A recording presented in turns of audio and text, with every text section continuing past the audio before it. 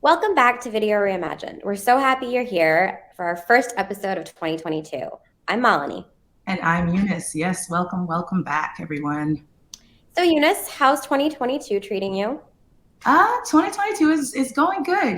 It's a bit different because as you can see, our lower thirds are different. So I don't want to speak for you, but I would say it's exciting for the both of us because we were able to step into new roles and still kind of hit the ground running with some new projects that we still are able to do. What about you?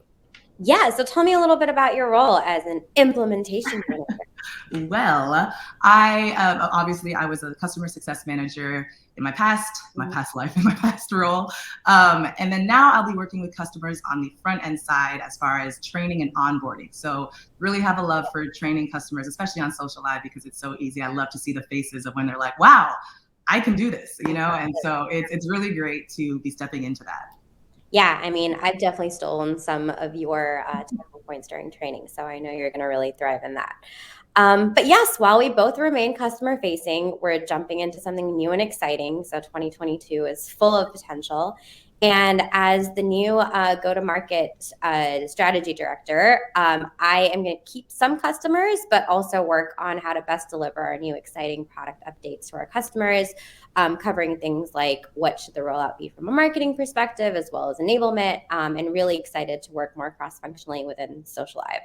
So I know that we're both in these new roles and growing within Socialive and exploring some new things, but we've noticed this trend not only in the news, but with some of our customers of this general feeling of what everyone is calling the Great Resignation. And I know I shared this Inc.com article with you, Eunice, on the top 5 reasons that we're seeing this trend. And what really resonated with me was that people aren't really quitting just over pay, but more for personal priorities like what's the culture like at work? What is innovation hurting or helping the workplace culture? And how is the workplace even responding to COVID? So, what did you think? Yeah, absolutely. I agree that it's surprising that it's just not about pay anymore, right? Like that's not the main driver. The innovation one surprised me, but I think it all boils down to that main idea about it's not just about pay anymore. Yeah. It's there was a quote at the end of that article that said, "No one likes to be underpaid, but it turns out people like disrespect and insecurity a whole lot less." So Yeah. we have to put a lot of great effort into keeping people happy and keeping people engaged at work, right? Absolutely. And Yeah. I think the fact that we've been able to still thrive in the environment that we're in, we thought it was appropriate to kick off this episode to talk about how to build a healthy remote workplace. And as many of you may or may not know, Socialive has been fully remote since 2020. I was one of the first remote hires, and I think back in June 2020, we thought I'd be moving to LA pretty soon after June 2020, but here we are in 2022, and I am still at my desk in DC, still remote, and honestly thriving. I'm in a new role. You're in a new role, and we're doing some new cool things. So, um, Eunice, tell us what else has been happening here at Socialive. Well, drum roll.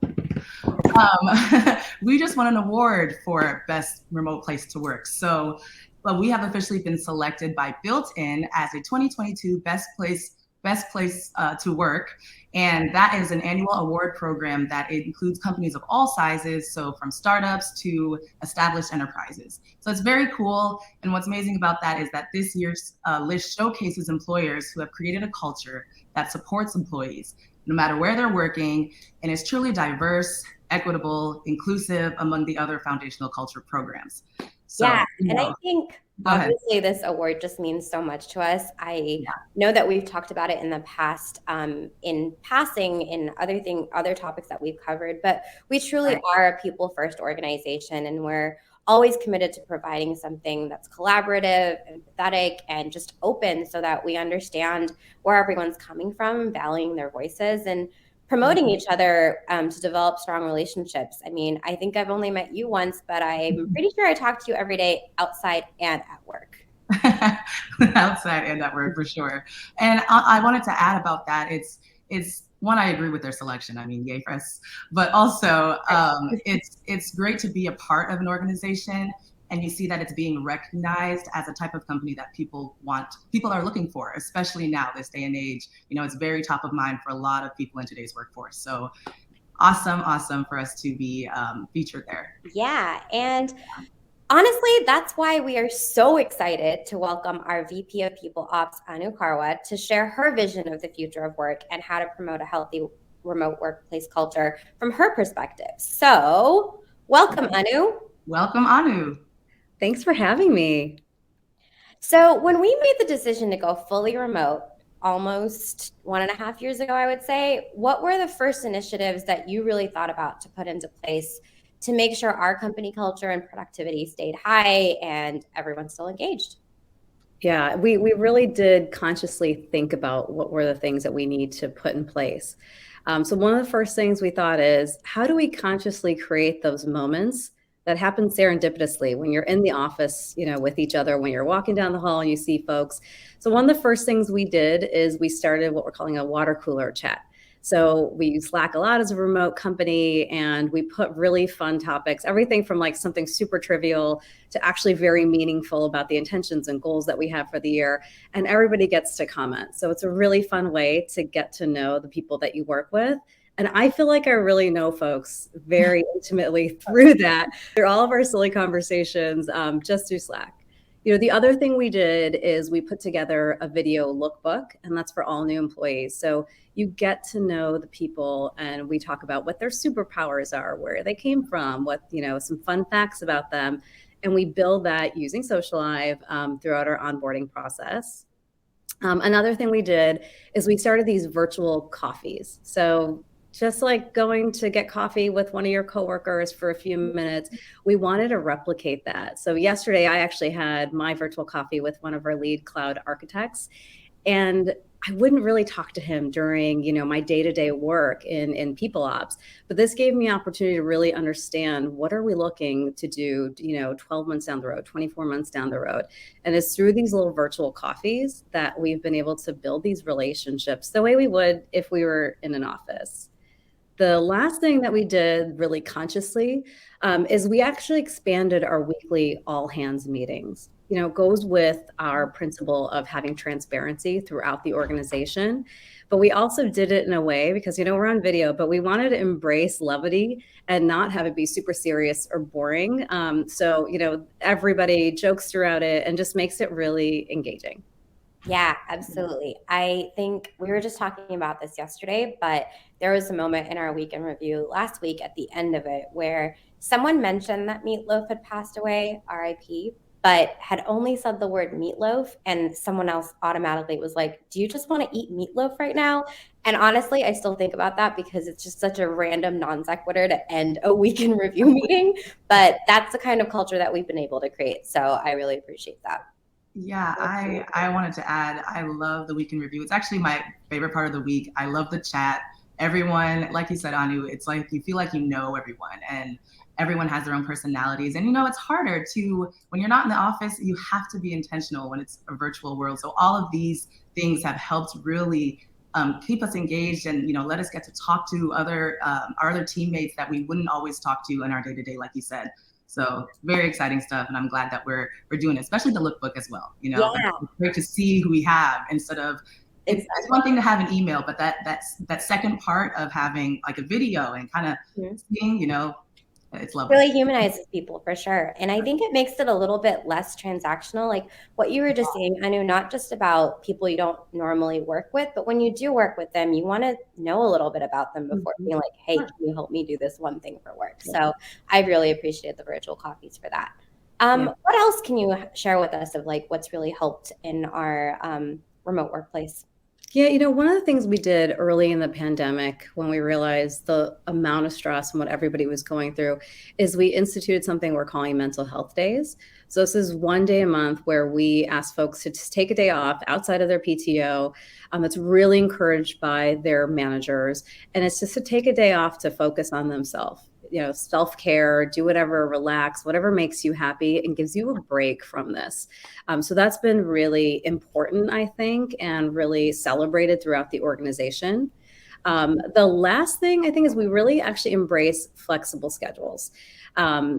our lives are not just work is one place and then home is one place. They're just completely decompartmentalized now.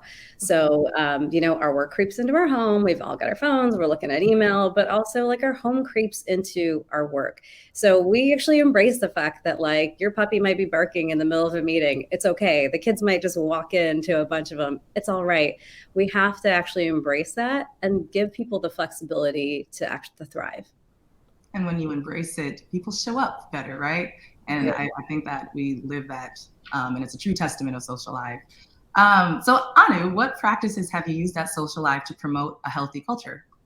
Yeah, this is something that we've been doing, even when we weren't remote, but we really prioritize values fit when we hire. So, and notice I didn't say cultural fit because we don't want folks who are cookie cutter in our culture, but we do want to really prioritize the fact that they fit our values. And the first one and most important being be a good human. So it might kind of go without saying, but it's actually something that we very consciously talk about and discuss when we bring folks on.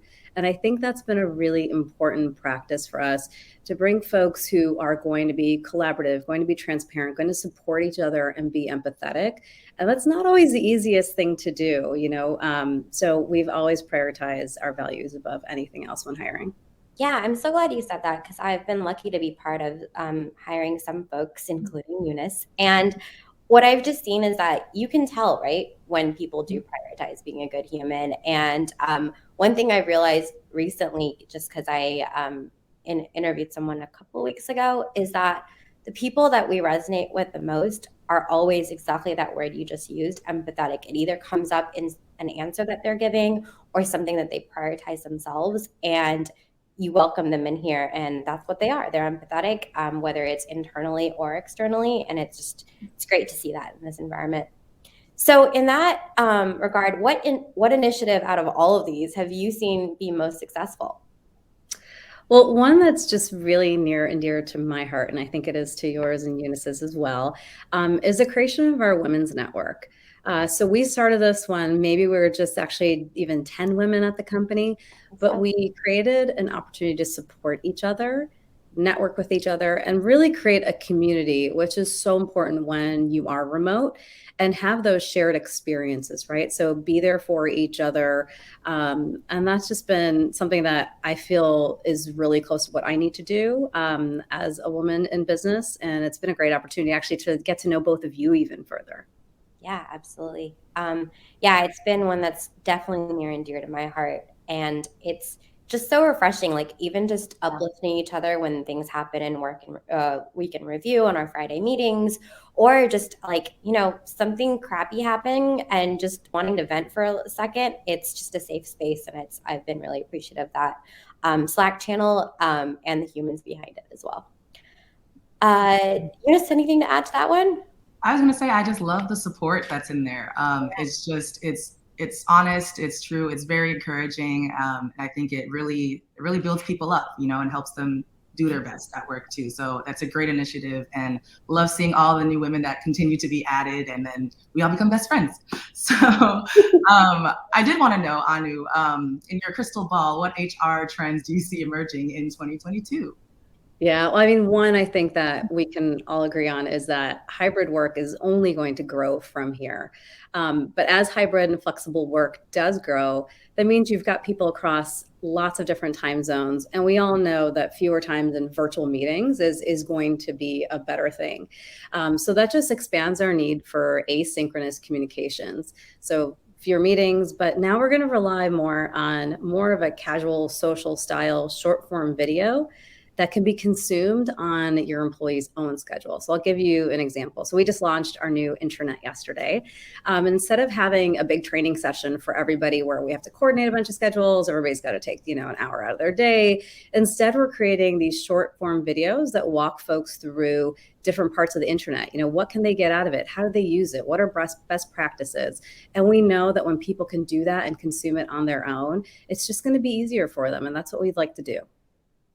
Yeah, I love that. I think just like to go back to that article I was referring to, people are so yearning for a workplace culture that honors their personal life because it is in your home, right? So the fact that we have the ability to like watch these trainings on our own time, whether it's like when I'm having dinner instead of watching Downton Abbey, which I'm rewatching again, and not during like a customer meeting. I'm just really appreciative of the fact that like it's just flexible in that regard. And I think also in that sense, it is appreciative of people's performance because you're not sort of pigeonholing it to say that your attendance means performance. It just means as long as you do this on your own time, we know you got this. Anything else you'd add to that in terms of trends? Yeah, I think we all saw over the last, year and a half, 2 years, kind of the rise in importance and acknowledgement of DEI work.